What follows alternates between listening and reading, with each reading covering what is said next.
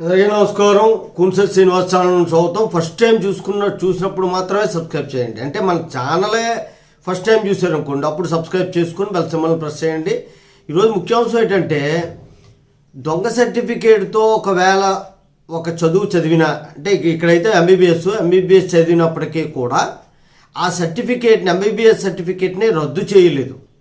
రద్దు చేయమని ప్రభుత్వం రద్దు చేస్తే కోర్టు ఏమన్నదంటే రద్దు చేయడానికి లేదని చెప్పింది.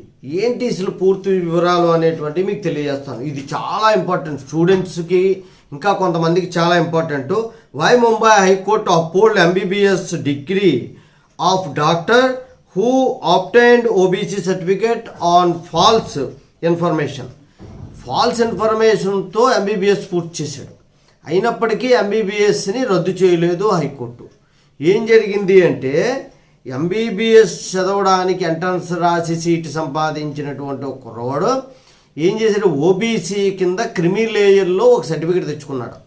మేము పేదవాళ్ళమి, మా ఫాదరు మా మదర్ని వదిలేయడంతో మాకు ఇన్కమ్ అనేది లేదు, 4 లక్షల కంటే తక్కువ ఇన్కమ్ ఉంది, మేము పేదవాళ్ళ లిస్టులో వస్తాము అని చెప్పేసి ఇన్కమ్ సర్టిఫికేట్ తీసుకొచ్చి ఎంబీబీఎస్ అనేటువంటి చదివేశాడు.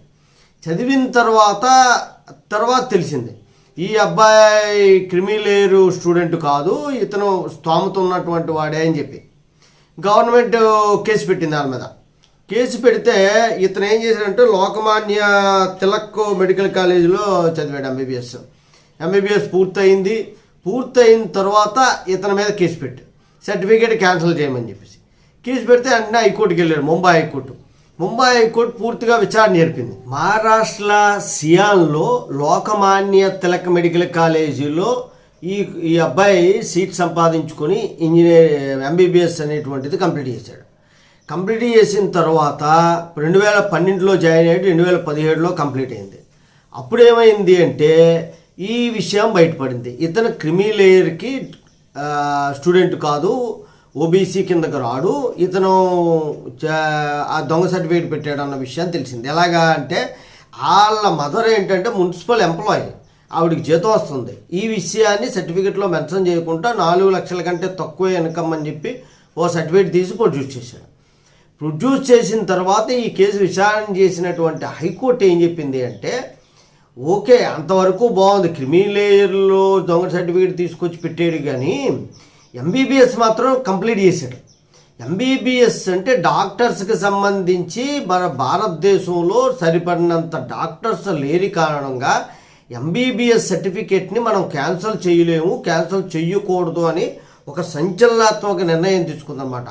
దీన్ని నిర్ణయాత్మక తీర్పు అంటారు. ఇది చాలా ఇంపార్టెంట్ అయినటువంటి తీర్పు. ఎందుకంటే ఆయనకి 50,000 రూపాయలు ఫైన్ వేసి కట్టమన్నది, తర్వాత కొన్ని ఏవో చెప్పింది. అయినప్పటికీ కూడా సర్టిఫికేట్ మాత్రం క్యాన్సిల్ చేయలేదు. ఫైన్ కట్టడానికి 50,000 కాకపోతే ₹1,00,000, 10 లక్షలు, 20 లక్షలు ఫైన్ కట్టినా పర్లేదు. కానీ ఎంబీబీఎస్ సర్టిఫికేట్ క్యాన్సిల్ చేస్తే అతను మళ్ళీ ఏమైపోతాడంటే ఇంటర్మీడియట్ స్టూడెంట్ అయిపోతాడు. అయిపోయిన తర్వాత అతను సర్టిఫికేట్ ఎందుకు పనిచేయదు, కాలం అవుతుంది, తర్వాత మనకు కావాల్సిన డాక్టర్స్ అందుబాటులో లేడు. అతను వైద్యం చేసినా ఆర్ఎంపీ హోదాలో ఆ వైద్యం చేయాలి.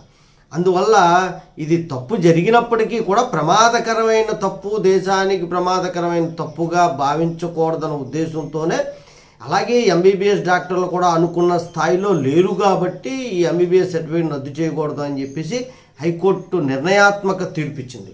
ఈ తీర్పు గురించి అందరికీ తెలియాలి. జై హింద్, భారత్ మాతా కీ జై.